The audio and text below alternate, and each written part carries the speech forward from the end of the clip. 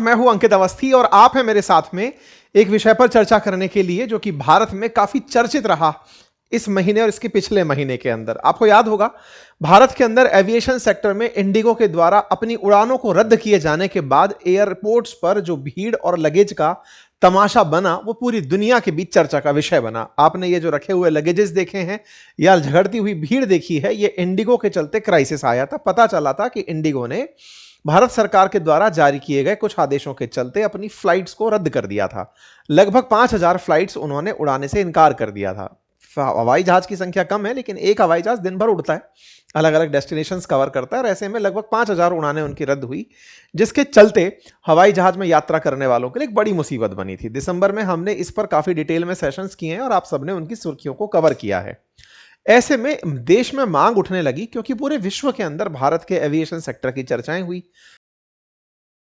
अंतरराष्ट्रीय खबर बनी कि IndiGo crisis, IndiGo crisis, IndiGo crisis. हर जगह खबर बनी कि भारत के अंदर जो एयरलाइन मार्केट है उसके अंदर डुओपॉली चल रही है, या फिर कहिए कि मोनोपॉली ही है। लगभग 65% मार्केट तो अकेला इंडिगो लेकर बैठा है और जैसे ही उसने सर्विसेज को हॉल्ट पर डाला, पूरा की पूरा भारत का एयरलाइन सेक्टर, हवाई यात्रा का जो क्षेत्र है वो पूरी तरह से डगमगा गया। जब ये जानकारी बाहर पब्लिक में आने लगी तो फिर लोगों के दिमाग में और सरकार के सामने इस बात की मांग उठने लगी कि आप लोगों ने किसी एक कंपनी को इतना फैसिलिटेट कर दिया कि वो अपना एक्सपेंशन करती चली गई।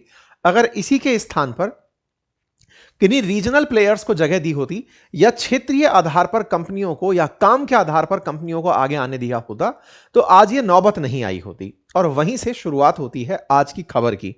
जो मांग इन दिनों उठी, सरकार ने उसी पर काम करते हुए क्षेत्रीय आधार पर कुछ कंपनियों को एनओसी जारी कर दी है और उन्हें भारत के अंदर हवाई सेवा देने का मौका दिया जा रहा है। चर्चा है 3 एयरलाइंस की, जिनमें एक का नाम है शंख, एक का नाम है फ्लाई एक्सप्रेस और एक का नाम है अल हिंद। इन 3 कंपनियों को भारत के अंदर हवाई सेवा शुरू करने की एनओसी जारी कर दी गई है। यह हेडलाइन बनती है। भारत सरकार की तरफ से नागरिक उड्डयन मंत्री के द्वारा यह कहा गया कि 3 अभी जो एयरलाइंस हैं, शंख एयर, अल हिंद और फ्लाई एक्सप्रेस, इन्हें भारत के अंदर हवाई सेवा शुरू करने की इजाजत दी जा रही है। नो ऑब्जेक्शन सर्टिफिकेट में से शंख एयरलाइंस, अल हिंद और फ्लाई का नाम है और यह सरकार इस तरीके से लेकर आ रही है ताकि एविएशन सेक्टर में फिर से इंडिगो जैसा क्राइसिस ना आए। भारत के जो नागरिक उड्डयन मंत्री हैं, उन्होंने उन लोगों के साथ अपनी तस्वीरें साझा की जो इस तरह की एयरलाइंस लेकर आ रहे हैं। फिर चाहे फ्लाई एयर हो, शंख एयर हो या अल हिंद, इन तीनों के साथ तस्वीरें जारी करते हुए राम मोहन नायडू जो भारत के उड्डयन मंत्री हैं, उन्होंने इस विषय पर जानकारी दी और कहा कि हमने 3 एयरलाइंस के साथ एनओसी जारी कर दी है। इनमें से शंख को ऑलरेडी एनओसी दे दिया गया है और अल हिंद और फ्लाई एक्सप्रेस को एनओसी इस हफ्ते के अंत तक मिल जाएगा। जैसे ही ये सुर्खी निकल कर आती है, लोगों को लगता है कि अब रीजनल स्तर पर, क्षेत्रीय स्तर पर, जैसे उत्तर प्रदेश के लिए, साउथ इंडिया के लिए, कार्गो सेक्टर के लिए, मतलब क्षेत्र स्पेसिफिक सर्विसेज होना शुरू होंगी। तो आइए एक एक करके इन सारी विषयों पर आगे बढ़ें और जानें। सबसे ज्यादा इंपॉर्टेंट तो यही जानें कि ये कौन ग्रुप आ गए हैं। अल हिंद ग्रुप कौन सा है, फ्लाई एक्सप्रेस क्या है, शंख एयरलाइंस किसकी है, कौन व्यक्ति इनको शुरू करने के पीछे हैं, क्या कोई बड़े कॉरपोरेट घराने हैं या फिर लोकल स्तर पर उठे हुए लोग हैं, रीजनल प्लेयर्स हैं जो इस क्षेत्र में लंबे समय से काम कर रहे हैं, उन्हें अपॉर्चुनिटी दी जा रही है। आइए इस पर बात करते हैं। जैसा कि आप सभी जानते हैं, इंडिगो के संकट के बाद जो देश में सबसे बड़ी चर्चा उठी थी वो ये कि भारत ने एविएशन सेक्टर में एक लंबा इतिहास तय किया है, उसके बावजूद भी हम इंडिगो पर आकर कैसे टिके। भारत ने 1953 में नेशनलाइजेशन किया था, अपनी 8 एयरलाइन सर्विसेज को मिलाकर के एक बनाया था, इंडियन एयरलाइंस, आईएसी बनाया था। उसके बाद धीरे धीरे हमने अपनी सर्विसेज को ग्रो करते चले गए। 1991 के अंदर जब हमने बाजार खोला तो जेट एयरवेज, एयर सहारा, ईस्ट वेस्ट एयरलाइंस, स्काई लाइन, ये सब सर्विसेज देश के अंदर जुड़ने लगी। समय बीतता गया, देश के अंदर लिबरलाइजेशन हुआ, प्राइवेटाइजेशन हुआ, मोनोपोली जो सरकारी कंपनियों की थी वो खत्म होने गई। नई कंपनियों के अंदर air Deccan, spice jet, Indigo और गो एयर जैसी कंपनियां शुरू हुई। 2003 के बाद गवर्नमेंट का जो मोनोपोली था या फिर इंडियन एयरलाइंस का था, वो खत्म होते होते प्राइवेट कंपनीज ने बहुत तेजी से आगे बढ़ना काम को शुरू किया और धीरे धीरे इंडियन एयरलाइंस को भारत सरकार ने पहले टाटा को दिया, फिर टाटा के बाद अब पूरी तरह से अब जो हमारा एयरलाइन सेक्टर है वो प्राइवेट कंपनियों के हवाले चल रहा है। मतलब हमारे मोनोपोली जो सरकारी थी वो खत्म हो गई, कंपनियों को जगह मिलने लगी और कंपनियों में भारत के अंदर फिलहाल एयर इंडिया, इंडिगो, एयर इंडिया एक्सप्रेस, आकाशा, स्पाइस जेट जैसी कंपनियां काम कर रही हैं और रीजनल लेवल पर अलायंस एयर, फ्लाई 91, स्टार एयर जैसी कंपनियां काम में लगी हुई हैं। भारत के एविएशन सेक्टर में सबसे बड़ी कंपनियों के रूप में इंडिगो का नाम निकल कर आता है, जो कि 65.6% यात्री भार ढोती है। देश के अंदर जितने यात्री हैं उनका 65.6% इंडिगो वहन करती है। नंबर से देखें तो 405 इनके पास हवाई जहाज हैं। जब आप इतना बड़ा नंबर सुनते हैं, हवाई जहाजों की कीमत के बारे में पता चलता है, एक एक हवाई जहाज हजार हजार करोड़ के हैं, ऐसे में 405 हवाई जहाज हैं तो सोचो कंपनी का कितना बड़ा वैल्यू होगा। फिर आप जब टिकट खरीद रहे होते हैं तो टिकट के अंदर आपको दिखता है कि 5 हजार से कम तो क्या ही टिकट होता होगा, एक एवरेज 3,000 का भी पकड़ लो तो 65% देश की कुल फ्लाई का, जिसमें कि 1.4 करोड़ हमारे डोमेस्टिक फ्लायर्स हैं, उनका 65% अगर ये लेकर के चल रहा है तो इसका मतलब एक बड़ा नंबर ढोते हुए एक कंपनी अपने स्तर पर चलती चली जा रही है। ठीक है, लगभग 1 करोड़ फ्लायर्स इंडिगो उड़ा रही है, तो भाई साहब इनके पास तो पैसा भी बहुत होता होगा। ये तमाम कैलकुलेशंस चलते चलते दिमाग में ये थॉट आती है कि देश के अंदर ऐसी कैसे स्थिति उत्पन्न हुई कि इंडिगो ने तो पूरा बाजार पकड़ लिया और बाकी लोग तमाशा देखते रह गए। तो इस सरकार इतना लेट क्यों चेती, अब उसके ऊपर चलते हैं। देखिए, इंडिगो का क्राइसिस आप सभी ने देखा, जो परिस्थितियां उत्पन्न हुई वो चर्चा का विषय बनी। लेकिन क्यों ऐसा होता है कि हमारे एयरलाइंस में कुछ ही कंपनियां काम कर पाई, ये एक बड़ा सोचने का विषय है। भारत सरकार ने इंडिगो को अवसर दिए हों, केवल इंडिगो को ही अवसर दिए हों, यह सुनने में थोड़ा अटपटा लगता है। क्यों? क्योंकि और जो कंपनियां चल रही हैं वो भी किसी ना किसी बड़े घराने से जुड़ी हुई हैं। और तो और सरकार खुद अपनी एयरलाइंस चला करके नुकसान में रह चुकी है। भाई एयर इंडिया जो थी वो पहले सरकारी कंपनी थी, सरकार ने बाद में उसे टाटा को टिकाया कि भैया तुम ही चलाओ इसको, हम नहीं चलाएंगे। तो ऐसे में एयरलाइन सेक्टर में ऐसा क्या है कि सरकारें चला नहीं पा रही, कोई चला रहा है, वो पूरा पूरा बाजार ले जा रहा है, और भविष्य के अंदर भी चुनौती क्या बनेगी, आज हम उस पर चर्चा करेंगे जो आपको जानना अत्यंत जरूरी है। साथियों, ऐसा नहीं है कि इंडिगो को किसी ने प्लेट में परोस करके ये सारी सुविधाएं दी हों। आज इंडिगो बाजार की अगर टॉपर बनी है ना, इसके पीछे उसकी जो वर्क एफिशिएंसी है ना, उसका बहुत बड़ा कंट्रीब्यूशन है। असल मायने में इंडिगो एयरलाइंस हो या दुनिया की कोई भी एयरलाइंस हो, ये कॉस्ट इंटेंसिव इंडस्ट्री है। इसमें पैसा बहुत खर्च होता है धंधा शुरू करने में, और जो बचत है ना वो बहुत मिनिमम होती है।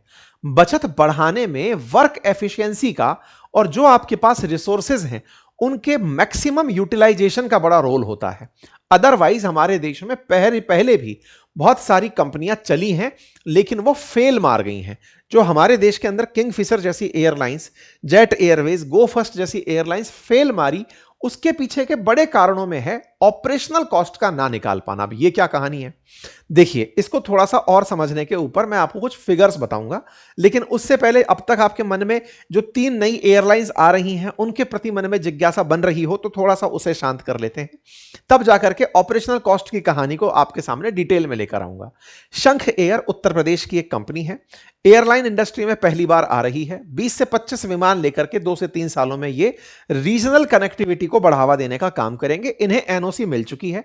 नोएडा को ये अपना बेस बनाएंगे, लखनऊ और नोएडा को, नोएडा में जेवर एयरबेस को। श्रवण कुमार विश्वकर्मा नाम से कोई व्यक्ति हैं जो इसे शुरू करने जा रहे हैं। बोइंग 737 और 800, एयरबस A320, इसके साथ ये अपना काम शुरू करेंगे और इनके द्वारा लखनऊ से वाराणसी, गोरखपुर, अयोध्या, इंदौर, देहरादून ऐसे क्षेत्रों को कवर करने का प्रयास किया जाएगा। श्रवण कुमार विश्वकर्मा इसके फाउंडर एंड चेयरमैन बताए गए हैं। इनके साथ अनुराग छावड़ा डायरेक्टर होंगे, कौशिक सेन गुप्ता डायरेक्टर मैनेजिंग होंगे। पर्सनल मतलब इसके अंदर अगर बात की जाए कि टोटल कितना कैपिटल इसके अंदर शंख एयर में लगने की बात आ रही है, तो लगभग 2100 करोड़ रुपए का ये कैपिटल लगा के इस काम को शुरू करने की प्लानिंग में है। फाउंडर का जो अपना पर्सनल कैपिटल है वो 420 करोड़ के आसपास स्टार्टअप फंडिंग से इसमें लगने वाला है। पेरेंट कंपनी का कमिटमेंट इसमें लगभग 1680 करोड़ रुपए का है जो इसके फ्लीट एक्सपेंशन पर यूज होगा। इस प्रकार से कंपनी के द्वारा इस कार्य क्षेत्र में एंट्री की जा रही है। दूसरी कंपनी के बारे में भी जान लीजिए, अलहिंद एयर। ये केरल की एक बड़ी कंपनी है जिसका ट्रेवल में बड़ा काम है और ये गल्फ में और विशेष रूप से सऊदी की हज यात्रा के लिए साउथ में जानी जाती है। 130 इसके रीजनल ऑफिसेज हैं। अल हिंद ट्रेवल्स जो है इनकी वो बस सर्विस काफी फेमस है। इनका लगभग 20,000 करोड़ से ऊपर का टर्नओवर बताया जाता है, $2.4 बिलियन के आसपास का। और ये ट्रैवल के क्षेत्र से जुड़े हुए लोग हैं, और ये जब रीजनल कनेक्टिविटी के साथ साथ जल्दी ही इंटरनेशनल गल्फ कनेक्टिविटी के लिए सरकार से परमिशन मांगेंगे। इनका ग्लोबल प्रेजेंस काफी अच्छा है, और ये कई देशों में जैसे Saudi, Qatar, Oman, Kuwait, Bangladesh, इन देशों में अपने ऑफिसेस ट्रैवल से रिलेटेड चलाते हैं।